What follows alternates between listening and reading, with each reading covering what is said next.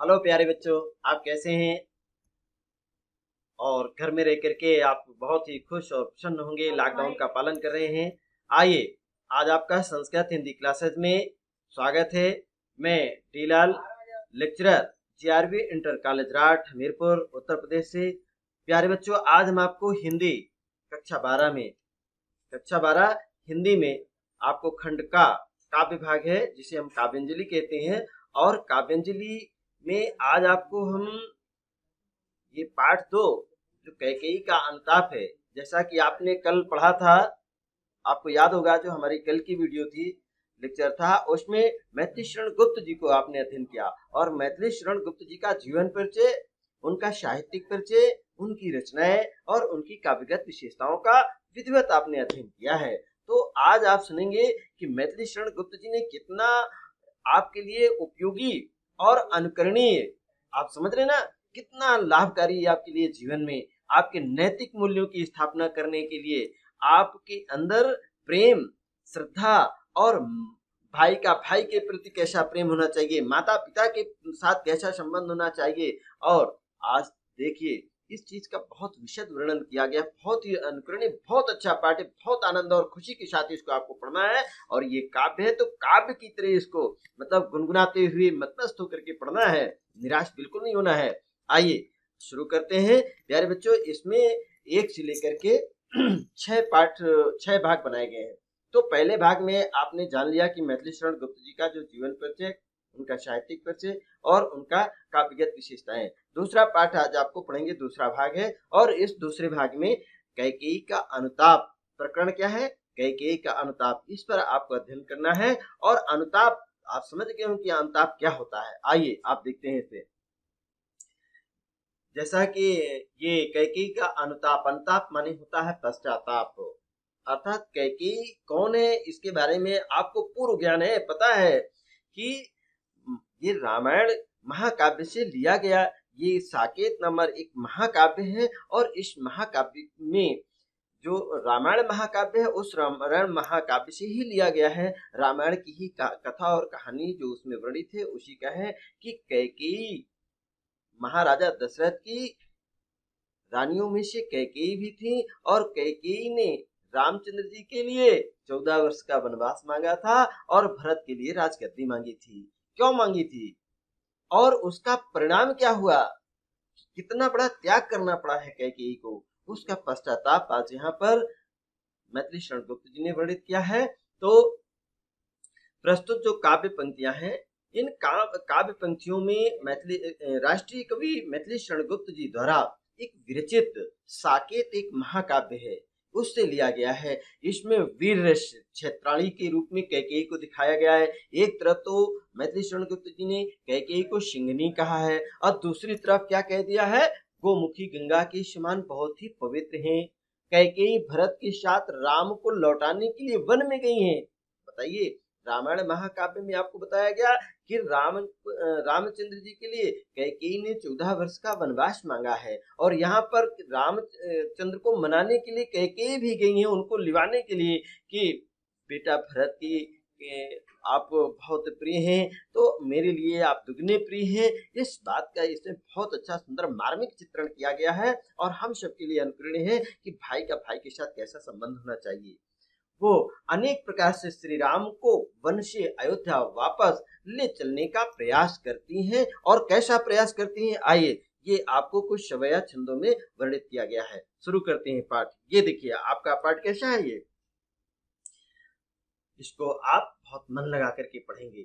और आइए हमारे साथ सस्वर वादन करिए। तदनंतर किस प्रकार से ये कैकेयी उस पंचवटी में, अर्थात वन में, रामचंद्र जी के जहां पर वन में पंचवटी में रह रही हैं, वहीं पे पहुंच जाते हैं। और भरत भैया भी हैं साथ में, अयोध्यावासी नगरवासी सभी साथ में हैं। और किस तरह से वो उनसे प्रार्थना करती हैं अपनी उस बात का मैथिली शरण गुप्त जी ने बहुत सुंदर चित्रण किया है कि भाई का जो प्रेम है आपस में।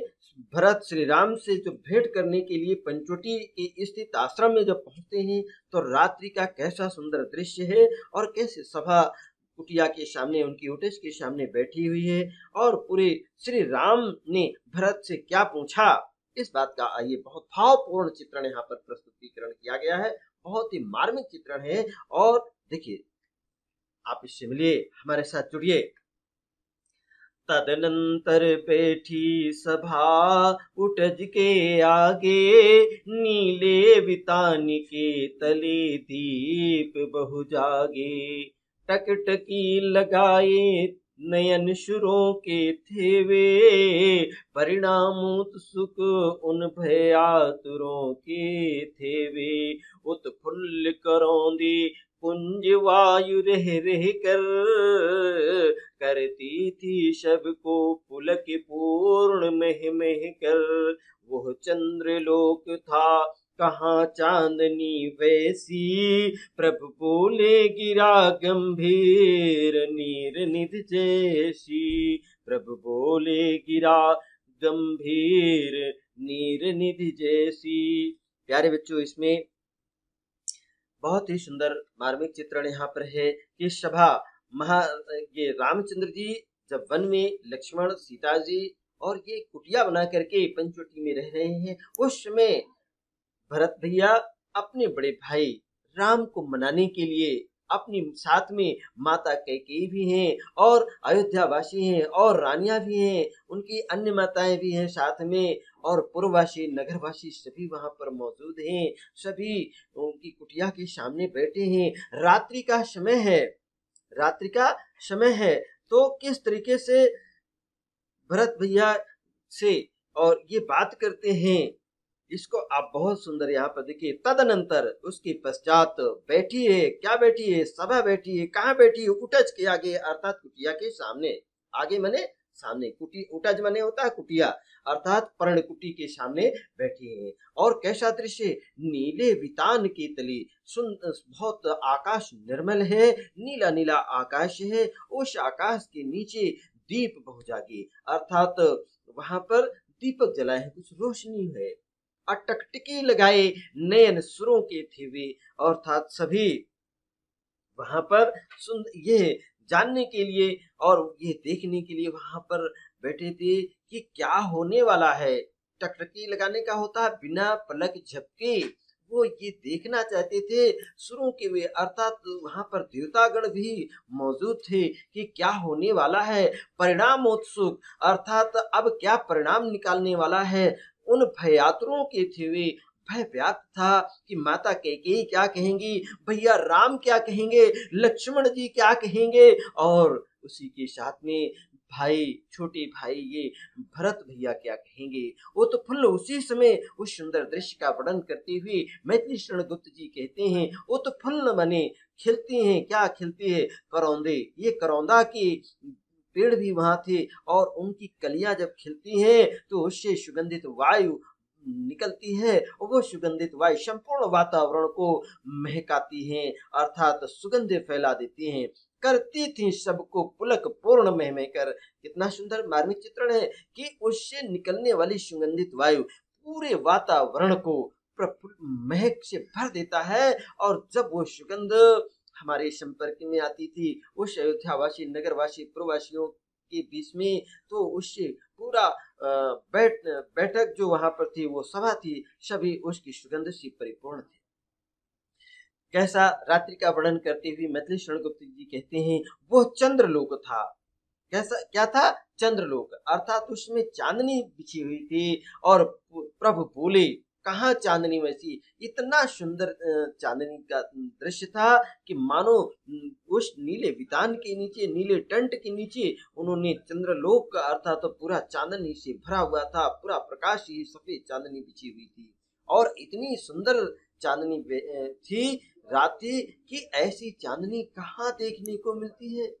उसी समय प्रभु बोले, कौन बोले? प्रभु श्री राम, अर्थात रघुकुल के शिरोमणि श्री राम बोले, अर्थात राजा दशरथ जी के, आप जानते हैं ना रामचंद्र जी के पिताजी कौन थे? रामचंद्र जी के पिताजी कौन थे? दशरथ जी। दशरथ जी के पिताजी कौन थे? अज थे। अज के पिता कौन थे? रघु थे। रघु के पिता कौन थे? दिलीप थे। दिलीप के पिता कौन थे? भगीरथ थे। यार याद रखिए, जैसे आप अपने पिताजी का नाम जानते हैं, फिर उनके पिताजी का नाम, फिर उनके पिताजी का नाम। आज यहाँ पर सूर्यवंशी राजाओं के में महाराजा दशरथ जी के पुत्र, बड़े पुत्र ये हैं, अर्थात प्रभु श्री रामचंद्र जी के बारे में बताया गया कि प्रभु रामचंद्र जी बहुत ही गंभीर वाणी में, अर्थात वाणी की विशेषता इनके गिरा, गिरा माने वाणी होता है, और गंभीर माने क्या होता है, अर्थ गंभीर, अर्थात बहुत सोच समझ करके, बहुत सोच समझ करके और गंभीर भाव में, गंभीर मुद्रा में उन्होंने नीर निधि जैसी, नीर निधि अर्थात इसको जलधि कहते हैं। जलधि माने क्या होता है, समुद्र की जैसे अथाह सागर है और उसमें जल की राशि है, इतना गहरा होता है, और वैसे ही इनकी वाणी में गंभीरता है, जैसे समुद्र में जल की राशि होती है वैसे ही इनकी वाणी में गंभीरता है, अर्थात अर्थ से परिपूर्ण है। तो प्रस्तुत आप जो छंद देख रहे हैं सवया नामक छंद है, और इस छंद में भाषा साहित्यिक खड़ी बोली है, शुद्ध साहित्यिक खड़ी बोली का प्रयोग किया गया है। इसमें उपमा अलंकार, अनुप्रास अलंकार और रूपक अलंकार से परिपूर्ण है, और इसमें शांत रस है, क्योंकि जिस समय कुटिया के सामने सभा बैठी थी उस समय प्रभु श्री राम की वाणी को सुनने के लिए सभी लोग शांत थे कि क्या होने वाला है। वहां पर किसी के मन में और कुछ भाव नहीं था, सिर्फ परिणाम जानना चाहते थे। परिणाम माने क्या होता है, फल, अर्थात वो फल जानने की इच्छुक थे। तो उसी समय ये भरत भैया प्रभु श्री रामचंद्र जी जैसे ही बोलते हैं, क्या बोलते हैं ये आपने सुना। इसमें शब्द शक्ति लक्षणा है और इसमें प्रसाद गुण है। ये प्रसाद गुण क्या होता है, गुण बेटा 3 ही गुण होते हैं हिंदी में। हिंदी में कितने, काव्य में कितने गुण होते हैं बताइए। काव्य में प्रसाद गुण होता है, ओज गुण होता है और माधुर्य गुण होता है। प्रसाद गुण उसे कहते हैं जैसे कि पंक्ति को पढ़ते हैं और प्रत्येक शब्द का अर्थ आसानी से हमें समझ में आ जाता है, तो उसे हम प्रसाद गुण कहते हैं। समझ गए ना। इसी तरीके से आइए अब हम आगे लेकर के चलते हैं, याद रखेंगे और बिल्कुल हतोत्साहित न होइए। भाई का भाई के प्रति कैसा व्यवहार होना चाहिए, आइए देखते हैं। यहाँ पर दिया गया है, देखिए बहुत सुंदर ये छंद है, इसको आप पढ़ेंगे। हे भरत भद्र अब कहो अभीप्सिति अपना। क्या कहते हैं श्री राम, प्रभु श्री राम कहते हैं कि हे भरत भैया, हे भद्र माने होता श्रेष्ठ, भद्र माने श्रेष्ठ, अर्थात बहुत ही बुद्धिमान या तेजस्वी। हे भैया भरत, अब कहो अभीप्सित अपना, अब अपनी इच्छा तो बताइए। यहाँ पंचवटी में वन में आपके आने का अभिप्राय क्या है, क्या आपकी इच्छा, क्या मनोकामना है, उस मनोकामना को तो बताइएगा। तो आप पहले इसको सस्वर वादन करेंगे, हमारे साथ बोलिए। हे भरत भद्र अब कहो अभीप्सिति अपना, सब सजगी हो गए भंग हुआ जो सपना। हे आर रहा क्या भरत अभीप्सिति अब भी। जैसे ही प्रभु श्री रामचंद्र जी ने भरत भैया से पूछा कि हे भरत, हे श्रेष्ठ आर्य भरत, अब आपकी क्या इच्छा, क्या मनोकामना है। और जैसे उन प्रभु श्री राम ने पूछा वैसे ही उनके सामने जो सभा बैठी थी, सभा में बैठे हुए अयोध्यावासी, नगरवासी, पुरवासी और सभी देवता लोग वहां मौजूद थे। उन सबका सपना मानो जैसे कि निद्रा के वशीभूत थे और सभी सो करके जग गए हों। तो जो सोते समय उन्होंने स्वप्न देख रहे थे वो स्वप्न भंग हो गया, अर्थात दूर हो गया। अब सभी सजग हो गए, जाग गए हैं। और वैसे ही तो उसी समय भरत भैया क्या कहते हैं आप सुनिएगा। ये आर्य रहा क्या भरत अभीप्सित अब भी, मिल गया अकंटक राज्य उसे जब तब भी। पाया तुमने तरुतले अरण्य बसेरा, रह गया अभीप्सित शेष तथापि क्या मेरा। तन तड़प तड़प कर तप्त तातनी त्यागा, क्या रहा अभीप्सित और तथापि अभागा। हाँ इसी अयश के हेतु जनन था मेरा, निज जननी ही के हाथ हनन था मेरा। उसी समय भरत भैया के हृदय में एक विशेष व्याकुलता छा जाती है और उनके मन में जो उद्वेलित भाव है उनको प्रकट करते हुए बहुत करुण भाव से वो व्यक्त करते हैं, हे भैया, हे आर्य, अब मेरी क्या इच्छा रह गई है? आप बताइए, मेरे ही कारण मिलके मुझे ही अकंटक निष्कंटक बिना किसी बाधा के अर्थात बाधा रहित मुझे राज्य मिल गया है और मेरे ही कारण तुम्हें इस तर तले इन वृक्षों के नीचे तुम्हें जंगल में बसेरा मिला हुआ है। अब मेरी क्या इच्छा हो सकती है, मेरी क्या मनोकामना हो सकती है? और मेरे ही कारण मेरे पिताजी ने तड़प तड़प करके अपने शरीर को त्याग दिया है। अब आप ही बताइए, मेरी क्या इच्छा रह गई है? मेरे जैसा अभागा अब कौन हो सकता है? हाँ, इसी अपयश के कारण, इसी के लिए ही मेरा जन्म हुआ था क्या? निज जननी मेरी माता ने ही मेरी हत्या कर दी है। उन्हीं के हाथों, जिन्होंने मुझको पाला पोषा है, उन्हीं के हाथों आज मेरी हत्या जैसे की गई है। आज अब आप ही बताइए, मेरी और क्या इच्छा हो सकती है? प्यारे बच्चों, आपने सुना इस दृश्य में कि भाई का भाई के प्रति क्या व्यवहार होना चाहिए, कितना इसमें अपने बड़े भाई के प्रति एक अथाह प्रेम है। तो आप लोग घर में जब रहते हैं ना, तो भाई भाई आपस में कितना लड़ते हैं। अरे किसके लिए लड़ते हैं? पद के पीछे, धन के पीछे, सम्मान के पीछे, अपनी जिद के पीछे। क्या लड़ना चाहिए? नहीं। एक ये भी तो भाई है कि अपने भाई के प्रति कैसा हृदय में उनके भाव है, उस भाव को आपने जाना है। आप सभी संकल्प लें, शिक्षा लें कि हमें भी भाई भाई में इस प्रकार प्रेम से रहना चाहिए और राज्य के पीछे, धन के पीछे और मान सम्मान के पीछे भाई का भाई के प्रति कभी भी निरादर या अपमान नहीं करना चाहिए। प्यारे बच्चों, आइए अब अगला छंद हम लेते हैं। इस छंद में भी अनुप्रास अलंकार, उपमा अलंकार और शांतरस था। सवया नामक छंद था और शब्द शक्ति लक्षणा थी। इसमें भी प्रसाद गुण था। ये प्रस्तुत अगला छंद है, इसको भी पहले बेटा आप हमारे सामने साथ में पढ़ेंगे। आइए इसका मन से उच्चारण करिए। अब कौने अभीप्सित, यहाँ पर भरत भैया अभी बोल रहे हैं, क्या कह रहे हैं सुनेंगे। अब कौने अभीप्सित और आर्य वह किसका, संसार नष्ट है भ्रष्ट हुआ कर जिसका। भरत भैया राम से कहते हैं, हे भैया राम, हे आर्य, हे रकुल के शिरोमणि आर्य, अब आप ही बताइए, मेरी अब कौन सी इच्छा रह गई है। संसार नष्ट है भ्रष्ट हुआ घर जिसका, मुझसे मैंने ही आज स्वयं मुंह फेरा। हे आर्य बता दो तुम्ही अभीप्सित मेरा, प्रभु ने भाई को पकड़ हृदय पर खींचा, रोदन जल से शा विनोद उन्हें फिर सींचा। उसके आशय की थाह मिलेगी किसको, जनकर जननी ही जान न पाई जिसको। जिस समय भरत भैया ने प्रभु श्री राम के प्रति अपने हृदय की जो उत्तेलित भाव थे उनको प्रकट कर दिया है और प्रकट करते हुए वो कहते हैं कि हे भैया आर्य, हे भैया श्री राम, अब आप ही बताइए कि मेरी और क्या इच्छा हुई है, जिसके लिए पूरा संसार नष्ट हो गया हो, ऐसा क्यों हुआ है।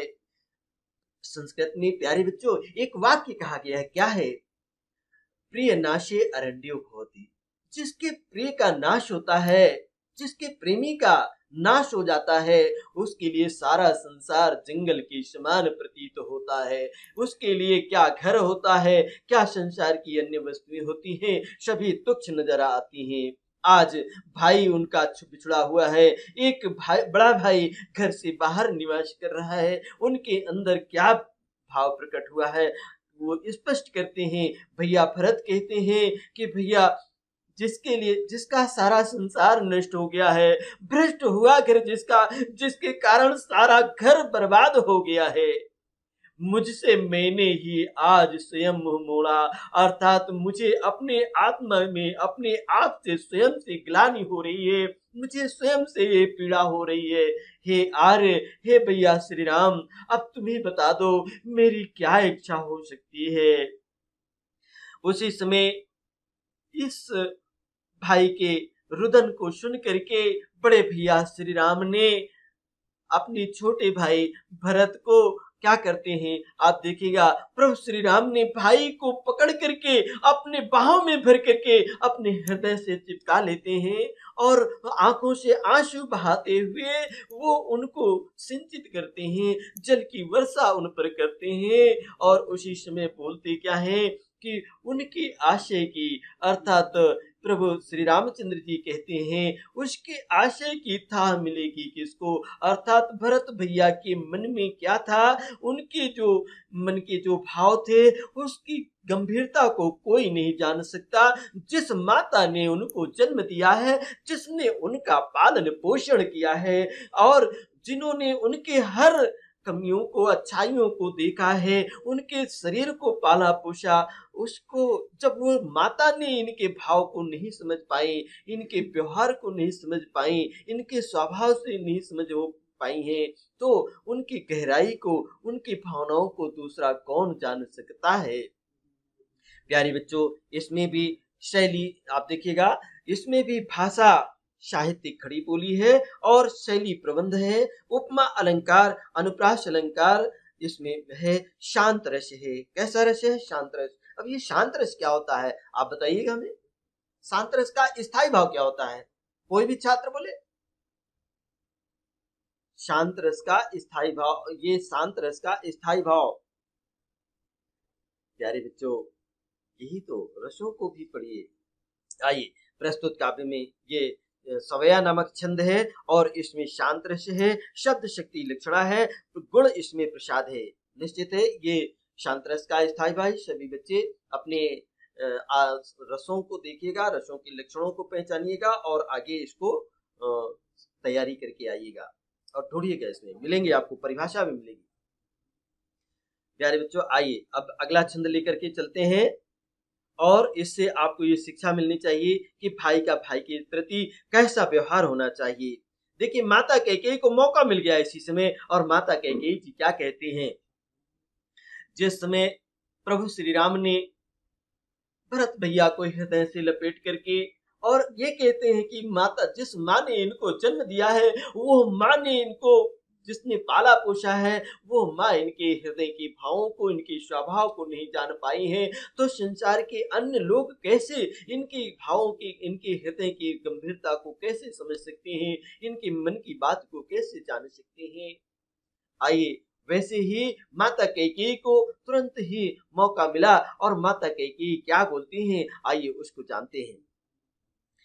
माता कैकेयी क्या कहती हैं सुनिएगा। यदि यह सच है तो, माता कैकेयी कह रही है, यदि यह सच है तो अब लौट चलो तुम घर को। चौके सभी सुन कर अटल कैकेयी के स्वर को, सबने रानी की ओर अचानक देखा। वेधप्य तुषारियावृता यथा विधुलेखा, बैठी थी अचल तथापि शंख तरंगा। वो सिंही अब थी हा हा गोमुखी गंगा, हाँ जन कर भी मैंने न भरत को जाना। तुरंत ही माता कैकेयी कहती हैं कि हे प्रभु, बेटा श्री राम, हे बेटा राम, यदि तुम सच कहते हो जो अभी आपने कहा कि मैंने जन्म दे करके अपने पुत्र भरत के हृदय के भावों को नहीं जान पाया, उनके स्वभाव को नहीं जान पाया, तो इसमें मेरी गलती अनजाने में हुई है। जो मैंने आपके लिए वनवास मांगा है और इनके लिए मैंने राजगद्दी मांगी है, तो इसमें मेरी क्या गलती है, अर्थात अनजाने में मुझसे गलती है हुई है। प्यारे बेटा राम, अब तुम लौट चलो घर को, अर्थात तुम पुनः अब घर को वापस आ जाओ, अयोध्या नगरी को वापस आ जाओ, चलो हमारे साथ। जैसे ही माता कैकेयी ने प्रभु श्री राम के बारे में ऐसा कहा कि बेटा अब तुम घर चलो। उसी समय जो वहां पर अयोध्यावासी, पुरवासी, नगरवासी, देवता और ऋषि मुनि वहां मौजूद थे, वो सभी कैकेयी के स्वर को, कैकेयी की इस वाणी को, इस बात को सुन करके सभी चौंक गए। और चौंक करके उनके मन में क्या भाव आया कि सबने रानी की ओर अचानक देखा, अर्थात सभी कैकेयी को देखने लगे। अरे ये कैकेयी का दृश्य देखिएगा, कैकेयी के दृश्य को किस प्रकार से यहाँ पर मैथिली शरण गुप्त जी ने वर्णन किया है। वैधव्य तुषार आवृता यथा विधुलेखा, अर्थात मैथिली शरण गुप्त जी ने यहाँ पर व्यक्त किया है। वैधव्य माने होता है विधवा अवस्था को, अर्थात विधवापन को लिए धारण की हुई थी। और तुषार आवृता मानो वो बर्फ से ढकी हुई। बर्फ, तुषार माने क्या होता है? कोहरा या बर्फ, ये कहिए तो वो कोहरे से ढकी हुई। आवृता माने ढकी हुई, कैसे? वो सफेद चादर से ढकी हुई। यथा माने जैसी, विधुलेखा अर्थात साक्षात वो ब्रह्मा जी की तरह ऐसे प्रतीत हो रही थी। और बैठी थी वहीं अचल तथापि असंख्य तारागण, अर्थात जिस समय वहां उन्हीं के सामने सभा पूरी बैठी थी और अचल थी, किसी भी प्रकार की कोई हरकत कोई नहीं करती थी, फिर भी, तथापि मनी फिर भी, अर्थात तो वैसे भी असंख्य तारा, अर्थात आकाश में असंख्य तारागण वहां, असंख्य तरंगे थी। असंख्य तरंगे अर्थात चंचल नाना प्रकार की भाव मन में उठ रहे थे, तरंगे उठ रही थी।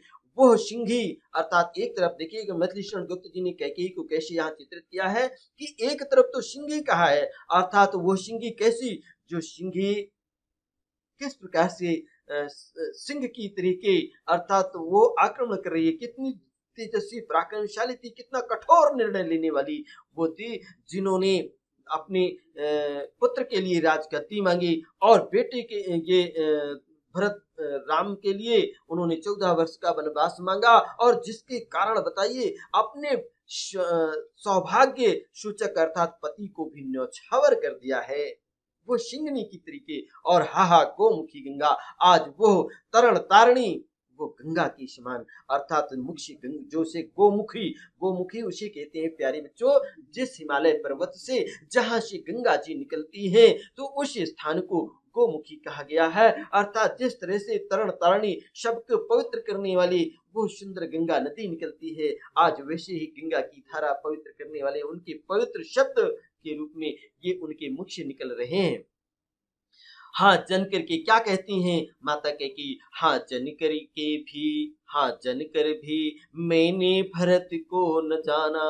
उन्होंने प्रभु श्री राम को भी संबोधित करते हुए कहा कि बेटा मैंने जन्म देकर के भी मैंने भरत के स्वभाव को नहीं जान पाया।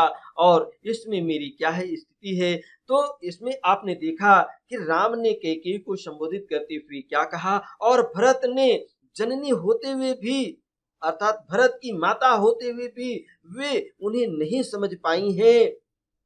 और उस बात को लक्ष्य करके यहाँ पर कहा गया है। और राम ने यद्यपि कहा कि कैकेयी ने ये बड़े दृढ़ स्वर से कहा कि सबने अचानक कैकेयी की ओर देख करके कहा कि उस समय विधवा वेश के वेश में थी और सफेद वस्त्र धारण किए हुए कैसी प्रतीत हो रही थी। अर्थात एक तरफ तो सिंगनी की समान माना और दूसरी तरफ गोमुखी गंगा की समान शांत, शीतल और पवित्र हो उठी थी। अर्थात उनके मुख से गंगा जल के जैसे कल्याणकारी, सबके लिए समान कल्याणकारी बहुत ही मधुर शब्द निकल रहे थे। कैकेयी ने राम से कहा, कैकेयी ने राम से कहा क्या था कि मैंने जन्म दे करके भी मैंने इनके स्वभाव को नहीं पहचान सकी, तो सभी व्यक्ति मेरी इस बात को सुन ले। आइए इसका अनुपम वर्णन आगे मिलता है। अर्थात भाव ये है, इसमें आपने जान लिया होगा कि इसमें भी शुद्ध साहित्यिक खड़ी बोली है और शैली इसमें प्रबंधक है, प्रबंधन शैली का प्रयोग किया गया है। और इसमें अलंकार कौन कौन से हैं? इसमें उपमा अलंकार है, इसमें उत्प्रेक्षा अलंकार है और इसी में रूपक अलंकार भी, अनुप्रास अलंकारों की सुंदर छटा है। प्यारे बच्चों, इस प्रकार से अलंकारों से सजाया गया है इस काव्य को। इसमें भी शांत रस है। कौन सा रस है? शांत रस। शब्द शक्ति इसमें लक्षणा है, इसमें प्रसाद गुण है और सवैया नामक इसमें छंद भी है। प्यारे बच्चों, अब इसके साथ हम आगे की ओर चलते हैं और बिल्कुल अब तो आप सुनते सुनते बिल्कुल मतमस्त हो गए हैं कि कितना सुंदर मार्मिक चित्रण यहाँ पर और रामायण महाकाव्य से भिन्न कैकेयी का दर्शन यहाँ पर कर रहे हैं। तो इस तरह से प्यारे बच्चों हमेशा सजग रहें कि हमारा परिवार के प्रति कैसा संबंध होना चाहिए, इसके प्रति सतर्क रहें। और परिवार, प्यारे बच्चों, हम परिवार में इसलिए रहते हैं, किस लिए रहते हैं? आप स्वयं सोच रहे होंगे कि सभी यदि हम एक संगठन में मिल करके रहते हैं। आपने छोटा सा एक प्रसंग आपको बताऊंगा। आप टीवी देखते हैं तो टीवी में आपने देखा होगा कि जंगल में शेर का समूह निकला और शेर जो है मोटे मोटे तगड़े तगड़े बड़ी बड़ी सींगों वाले भैंसों को देखा कि ये चले आ रहे हैं, उन पर आक्रमण करने के लिए शेर जो है इधर उधर उछल कूद रहे हैं। लेकिन उनकी एक संगठन में समूह में जब रहते हैं वो भैंसे, तो शेर उन पर आक्रमण नहीं कर पाते हैं और वो शेर डर करके दुम दबाकर भाग जाते हैं। तो प्यारे बच्चों, इसलिए हम परिवार में रहते हैं कि संगठन में रहें, मिल करके रहें और एक दूसरे की काम आए। और उसमें देखिएगा कितने प्यार मिलता है एक दूसरे के प्रति। इस बात का भाव आपके मन में जागृत होना चाहिए। अर्थात परिवार के प्रत्येक सदस्य के प्रति क्या कर्तव्य है, क्या सेवा भाव है, क्या त्याग है, उसको समर्पण की भावना है, उसको आप इससे सीखें। आइए अब प्यारे बच्चों हम लेकर चलते हैं अगला छंद है। देखिए इसमें बहुत सुंदर छंद है। कैकेयी ने क्या कहा है कि हाँ, मैंने जन्म देकर के भी अपने पुत्र भरत के स्वभाव को नहीं जान पाई हैं। आगे सुनिएगा क्या कहती हैं। हाँ, सब सुन ले और तुमने स्वयं अभी यह माना। कैकेयी ने क्या कहा? सब सुन ले, अर्थात तो सभी अयोध्यावासी, पुरवासी, नगरवासी और जो सभा में बैठक में आए हुए थे सभी लोग, देवता ऋषि मुनि, सभी सुन ले। तुमने स्वयं अभी यह माना, यह सच है तो फिर लौट चलो घर भैया। मैं अपराधिनी हूँ तात तुम्हारी मैया। दुर्बलता का ही चिन्ह विशेष शपथ है, पर अबला जन के लिए कौन शपथ है। यदि मैं उकसाई गई भरत से हो, तो पति समान ही स्वयं पुत्र भी खोऊं। माता कैकेयी अपने हृदय के भावों को व्यक्त करते हुए सभा के सामने कहते हैं कि सभी सुन ले।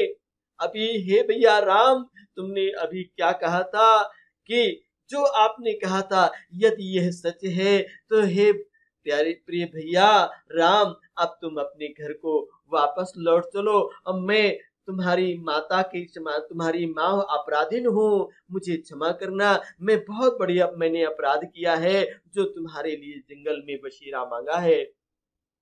और मैं कसम खा करके, अर्थात दुर्बलता का प्रश्न चिन्ह है। दुर्बलता चिन्ह क्या होता है?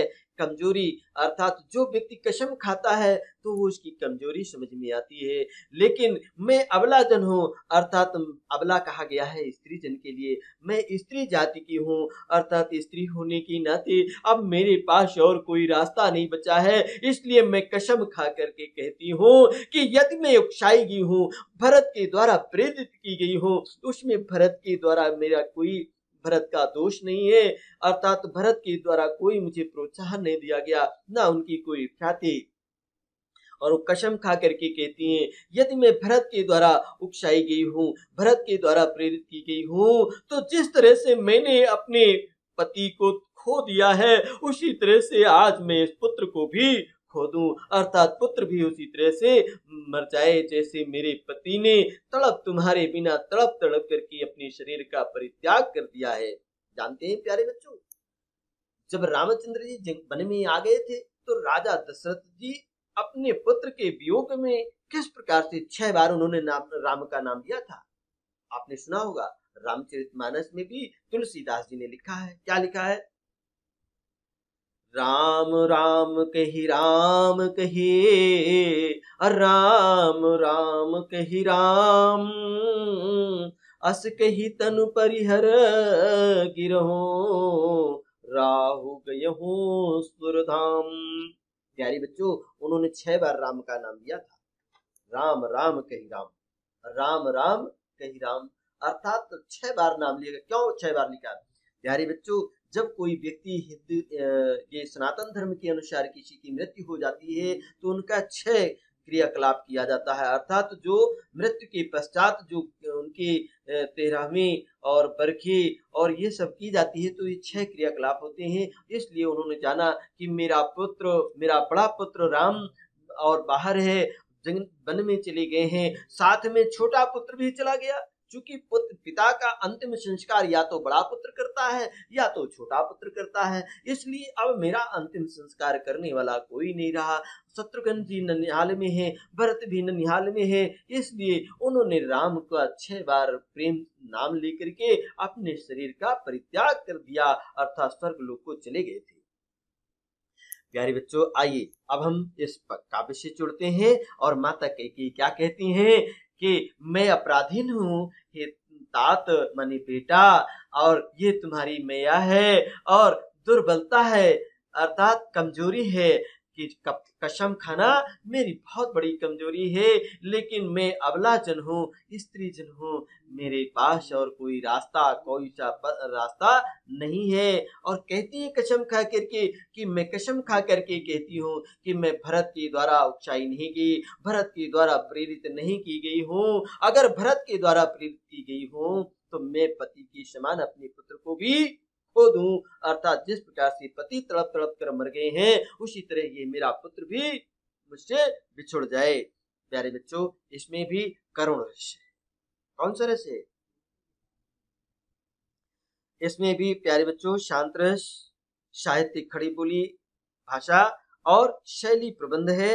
अलंकार इसमें उत्प्रेक्षा, अनुप्रास, रूपक और उपमा अलंकार है। शांत रस है, शब्द शक्ति भी इसमें लक्षणा है और इसमें प्रसाद गुण है, सवया नामक छंद है।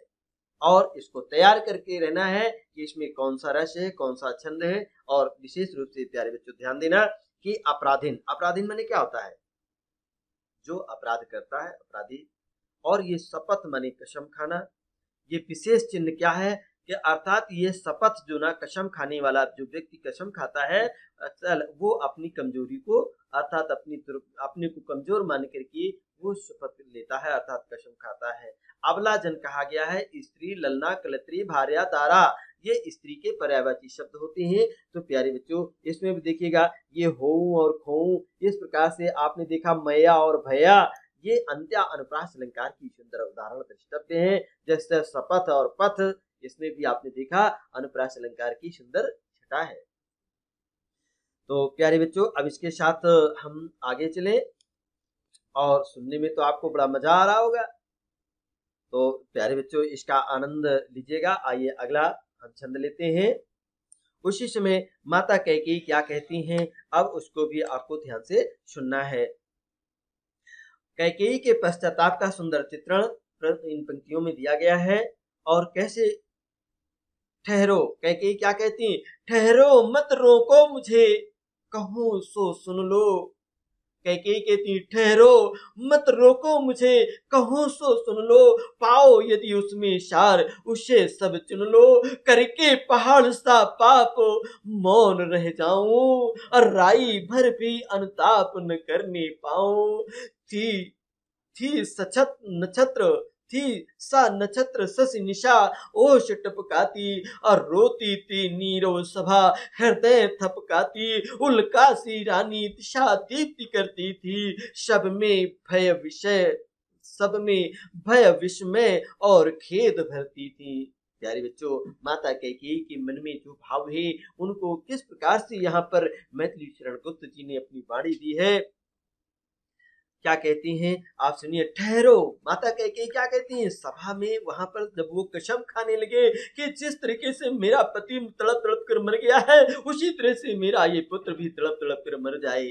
तो सभी के जो वहां पर बैठक में आए हुए थे, उस बैठक में ऋषि मुनि माताएं और नगर अयोध्यावासी नगरवासी जो प्रवासी बहुत से लोग थे, वो सभी बेचारे कुछ बोलना चाहते थे तो उसी समय माता कैकेयी उन्हें संबोधित करके कहती थी कि रुको, मुझे मत रोको, मैं जो कह रही हूँ सभी लोग उसको सुन लो, और यदि उसमें कुछ सार, कुछ निष्कर्ष, कुछ अच्छी बातें पाए तो उसको सभी चुन लो, अर्थात उसे प्राप्त कर लो। मैंने पहाड़ सा पाप किया है। आप जानते हैं पहाड़ बहुत बड़ा होता है, बहुत भारी भरकम होता है, इतना विशाल काय मैंने महान पाप किया है, और इतना पाप करके भी मैं चुप रह जाऊं और राई भर भी पश्चाताप न करने पाऊं, तो मुझ अभी आप मैं जो कहना चाहती हूँ उस पश्चाताप के स्वरों को तो सुन लो। थी सछत्र शशि निशा, अर्थात उसी समय आकाश में तारागण थे और रात्रि चांदनी से परिपूर्ण, चंद्रमा से परिपूर्ण वो रात्रि थी। ओश टपक रही थी और उसी से नीरव रोती थी, अर्थात सभा में किसी भी प्रकार का शोर शराबा नहीं था, सभी रो रहे थे और हृदय पीट रहे थे। उस समय उल्काशी वो रानी, अर्थात उल्काशी, देखिए उपमा अलंकार के उल्का की यहाँ पर रानी को उल्का का उपाधि दे दी। उल्का क्या किसी कहते हैं, आकाश में जो ग्रह नक्षत्र उड़ते हैं और जब उसमें से कोई खंड टूट करके पृथ्वी पर गिरता है तो बहुत विनाशकारी होता है, अर्थात उस उल्का के समान इस नारी रानी कैकेयी दिशा दीप्ति करती थी, अर्थात दिशा दिखाती थी, प्रकाशित करती थी। सब में क्या था, सभी जो अयोध्यावासी, नगरवासी, प्रवासी थे, सभी में भय था, सभी में एक आश्चर्य था, बड़ा पश्चाताप भर रही थी। और इतना कहते हुए प्यारे बच्चों, इसमें भी शुद्ध साहित्यिक खड़ी बोली है, शैली प्रबंधक है, अलंकार इसमें अनुप्रास है, उपमा अलंकार है और रूपक अलंकार है, और रस इसमें संताप रस है, क्योंकि संताप पीड़ा है, शब्द शक्ति इसमें लक्षणा है और प्रसाद गुण है। इसी के साथ ही प्यारे बच्चों इसमें कुछ प्रमुख शब्द हैं, इनकी माने और याद रखें। आप जब इसमें पढ़े कोई शब्द अगर कठिन लगता है, कुछ भी कोई प्रश्न है तो आप कमेंट बॉक्स में जरूर नोट करें, उनका प्रश्न का उत्तर हम अवश्य देंगे। और ये देखिए, प्रश्न अगर आप नहीं करते हैं ना तो हमें लगता है कि आपने कुछ मन लगा के पढ़ा नहीं है। आप पढ़ते समय शरीर रूप से तो यहाँ बैठे हुए नजर आते हो, और ऐसा जब प्रश्न नहीं करते हो तो लगता है कि आप जो है मन से कहीं और है, तन से जरूर यहाँ धरे हुए हो।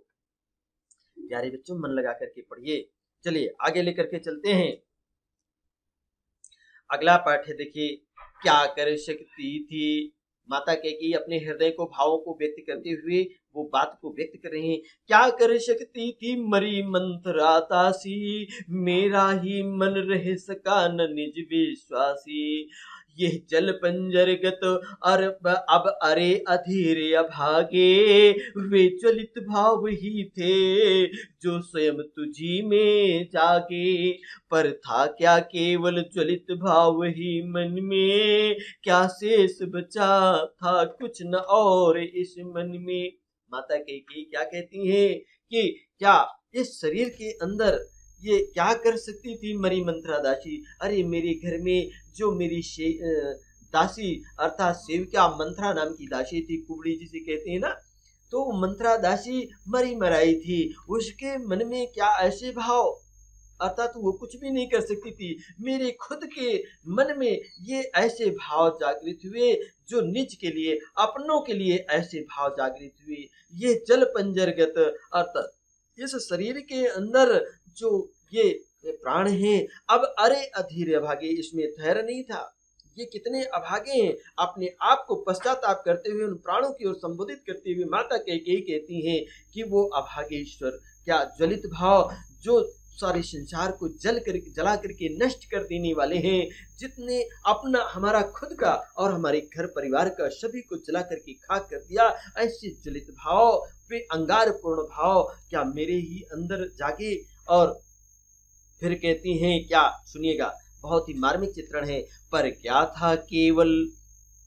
था केवल क्या ज्वलित भाव ही मन में। उस सभा के बीच में सभा को संबोधित करते हुए और प्रभु श्री राम को संबोधित करते हुए कि हे बेटा राम, क्या मेरे अंदर ये घर को बर्बाद कर देने वाले ये ज्वलित भाव ही थे, ये अंगार के जैसे भाव थे? नहीं, क्या मेरे मन में कुछ और नहीं था, कोई और भाव शेष नहीं बचे थे? वो भी तो थे, उनको भी तो देखो।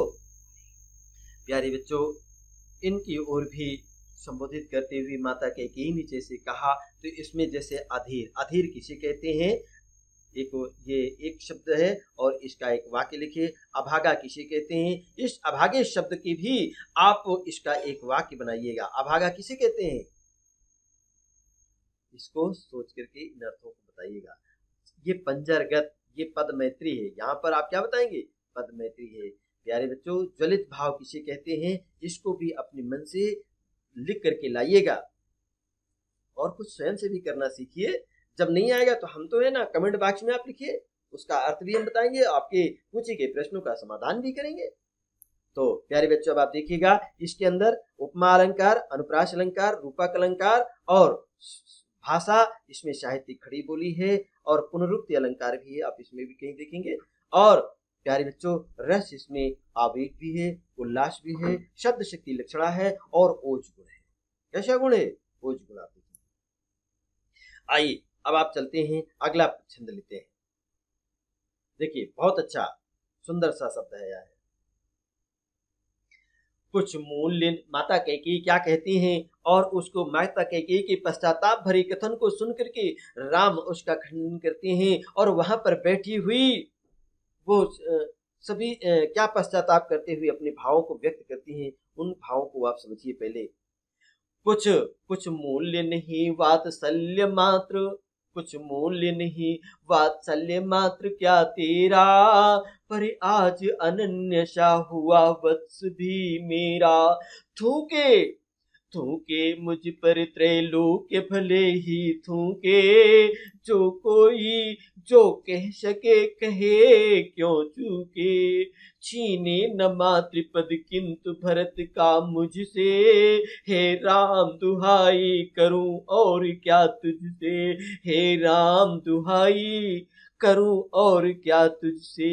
माता कैकेयी उस समय अपने हृदय के भावों को व्यक्त करते हुए, पश्चाताप करते हुए प्रभु श्री राम से भी अर्थात बेटी राम से कहती हैं और वहां पर बैठी हुई सभा के से वो अपनी बात को कहती हैं कि मेरे मन में ये जो वात्सल्य मात्र है, अर्थात इस अपने पुत्र के प्रति माता का जो प्रेम, जो वात्सल्य भाव होता है, क्या इसका कोई मूल्य नहीं है। अरे हर माता अपने पुत्र के लिए क्या क्या नहीं करती है, जो नहीं करना चाहिए था वो भी मैंने अपने बेटे के लिए, अपने बेटे की खुशी के लिए मैंने किया, और इतना किया कि अपने पति को भी मैंने उसकी खुशी के लिए न्योछावर कर दिया। उस वात्सल्य का कोई मूल्य नहीं रहा। पर आज अनन्य हुआ वत्स भी मेरा, आज दूसरों के जैसा व्यवहार, ये दूसरों के जैसा बेटा जैसे दूसरे पत्नी के साथ, दूसरी माँ के साथ व्यवहार करता है, आज मेरा खुद का ये बेटा मुझसे खुद ही मुंह फेर लिया है और दूसरों के जैसा मुझसे बात करता है। थूके सारा संसार और तीनों लोगों, ये भूलोक, पृथ्वीलोक और आकाशलोक, ये तीनों लोक ही मुझ पर क्यों ना थूके। प्यारे बच्चों, छोटा सा प्रश्न है, आप बताइएगा पूरे कितने लोक हैं। यहाँ त्रैलोक्य शब्द आया है, तीनों लोकों की बात आती है, और कोई कोई कहते हैं 14 लोक हैं। उन 14 लोकों के नाम लिख करके आप लाइए। और 3 लोक कौन से हैं, ये त्रैलोक्य की बात करते हैं कि तीनों लोक के संसार के लोग मुझ पर थूके, और कोई जो कुछ कहना चाहते हैं, जो कुछ भी उनके मन में हो, वो सब कुछ मुझे कहे कोई क्यों चूके। अर्थात अब उसको कोई चूके नहीं, अर्थात जो भी मन में उनके है वो सभी मेरे बारे में कहें। लेकिन छीने न मुझसे मातृपद, अर्थात माता का पद, मैं भरत की माँ हूँ, अब भरत की माँ कहलाऊं, लेकिन भरत के माँ न कहलाने का माता का पद मुझसे कभी न छीना जाए। भरत का जो मेरा माता का संबंध है, इस माता और पुत्र का संबंध मेरा बरकरार रहे, इसको कभी मुझसे ना छीनने पाए। हे राम, मैं तेरी कसम खाती हूँ, तेरी दुहाई देती हूँ कि तू मेरी रक्षा कर, अर्थात भरत का मुझसे मत छीनो। ये इस प्रकार से माता के स्वरों को सुन करके और प्रभु श्री रामचंद्र जी क्या कहते हैं ये अगले छंद में सुनेंगे। और आइए अब इसके बारे में आप जान रहे हैं ये वात्सल्य मात्र क्या होता है, अर्थात ये वात्सल्य इसमें भी पदमैत्री है और अनन्यशा अर्थात दूसरे का जैसा, यहाँ पर भी पदमैत्री भी है और उपमा अलंकार भी है। प्यारे बच्चों, त्रैलोक्य किसे कहते हैं इसको भी लिख करके लाना है आपको।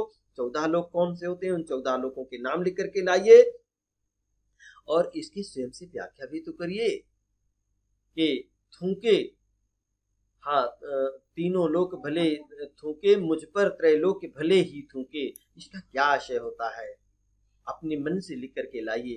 जो कोई कह सकता है कहे, क्यों चूके, अर्थात इसमें देखिएगा चूके थूके चूके थूके, ये तेरा मेरा और तुझसे मुझसे, इसमें अनुप्रास अलंकार की सुंदर छटा है, अंत्य अनुप्रास अलंकार। प्यारे बच्चों, इस प्रकार आपने जो इसमें सुना है अनुप्रास अलंकार, उपमा अलंकार और इसके साथ ही शैली इसकी प्रबंध शैली है और इसमें शब्द शक्ति लक्षणा है, ओज गुण है और इसमें आवेग है, अर्थात भाई के अपने पुत्र के प्रति जो प्रेम और वात्सल्य है, वात्सल्य रस है। कौन सा रस है? वात्सल्य रस को आप ध्यान रखेंगे प्यारे बच्चों। और इसमें भाषा साहित्यिक खड़ी बोली, भाषा कौन सी है? साहित्यिक खड़ी बोली। यदि आपसे पूछा जाए कौन सा छंद है तो आप क्या बताएंगे? इसमें सवैया नामक छंद है। कौन सा छंद है? सवैया नामक छंद है। जरूर ध्यान रखिएगा कौन सा रस है? वात्सल्य रस है। आइए प्यारे बच्चों अब आगे लेकर चलते हैं, अगला छंद लेते हैं। प्यारे बच्चों, आपने देखा होगा अगला छंद, अब हम समय ज्यादा हो रहा है, अगला छंद हम अगले पीडीएफ में लेंगे और अगले वीडियोज में आपको बताएंगे। यहीं से आज हम आपका पाठ समाप्त करते हैं और याद रखेंगे हमारे द्वारा जो प्रश्न दिए गए हैं इन प्रश्नों को नोट करें। जो प्रश्न आपके मन में हो उन प्रश्नों को कमेंट बॉक्स में जरूर लिखें और उन प्रश्नों के उत्तर हमारे द्वारा अवश्य दिए जाएंगे। यदि आपने प्रश्न नहीं नोट किया तो हम ये समझेंगे कि निश्चय ही आप मन से नहीं, यहाँ एज ए मिट्टी की तरीके आप रखे हुए थे और आप मन से यहाँ नहीं बैठे थे। इसलिए प्रश्न जरूर नोट करें और हम उनके प्रश्नों के उत्तर, आपके प्रश्नों के उत्तर जरूर देंगे। और तब तक अपना ख्याल रखें, खुश रहें, प्रसन्न रहें। और आप ये देख रहे हैं कि यूट्यूब चैनल को सब्सक्राइब जरूर करें। आरोग्य सेतु ऐप जिन लोगों ने नहीं डाउनलोड किया उसको डाउनलोड कर लें और ये व्हाट्सएप में भी हमारे वीडियो डाले जा रहे हैं, सारे लेक्चर्स दिए जा रहे हैं, आप इसको उपयोग करें, लाभ लें और खुश रहें, प्रसन्न रहें। तब तक अपना ख्याल रखें। इसी के साथ ये पाठ समाप्त होता है। धन्यवाद।